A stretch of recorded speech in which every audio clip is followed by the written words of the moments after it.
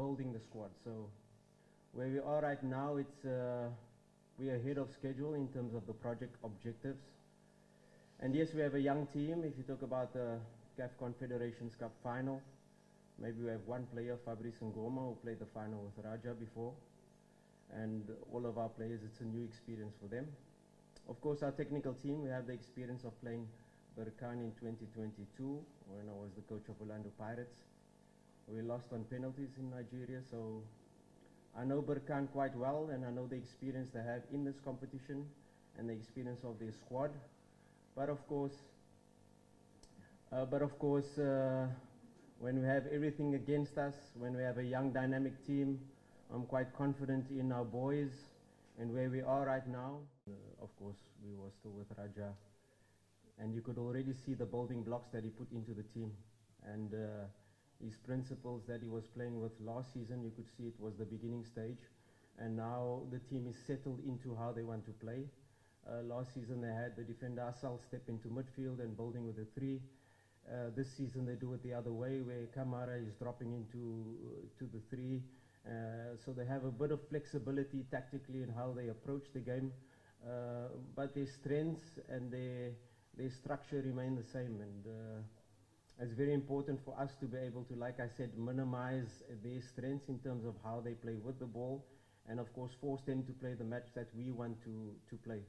What is key in this stage of the competition, I mean, you look outside, the pitch is in perfect condition, and this will suit us as it will suit them. They are used to this pitch, they are used to the stadium, but really the field and the terrain will allow us to play our passing game, and of course tactically it's about spaces. You know, I expect them to come quite aggressive in the first 20 minutes, to come and high press us, and that will give us the test as to how we overcome the high press to be able to settle into the match. Of course, our match is a lot about possession with the ball, but in our last match against Stellenbosch on a very bad pitch, we were able to show that we can be resilient without the ball. We do have the fighting spirit, and we're going to require both in a match like this. Thank you, Coach. Another question? Sir, please, the name and your support. My name is Kocha, journalist from Kuwa in Tanzania. Thank you. Coach Fadlu, in your career, you've managed at least 3 teams, huge funders, talking of Orlando Pirates, Raja Casablanca, and now Simba. We have seen that Simba has struggled with a significant number of supporters. How important will that be in tomorrow's match? Thank you.